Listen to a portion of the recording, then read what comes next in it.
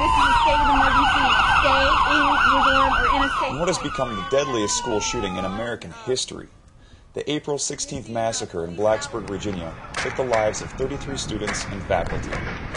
So how could a person with this much bloodlust obtain guns legally?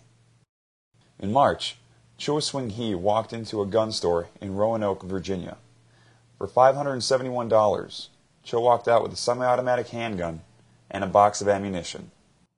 This would be the second time Cho had purchased a handgun since a judge ruled he was a danger to himself due to mental illness back in December of 2005.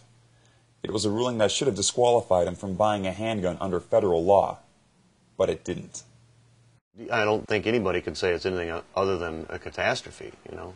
There's a lot of failures in the system. The federal background check does ask a question about being institutionalized. However, it doesn't take much for someone to lie about it. This is a Glock 9mm pistol, identical to the one used by Cho in his killing spree. This handgun, along with a .22 caliber pistol, was purchased legally by Cho in a store just like this one. Almost nothing has been accomplished on preventing gun deaths and injuries since Columbine. But there are things we can do to improve the background check system and have a low rate of gun death and injury in this country and still have firearm ownership. It's possible to do. Other countries do it. We can do it too. On Monday, Governor Timothy Kaine of Virginia issued an executive order requiring a database of people banned from purchasing guns. The system would include anyone the courts decided is dangerous and ordered to undergo mental health treatment. This will effectively close the loophole that allowed Cho to buy weapons in Virginia. But will a measure like this create a safer society?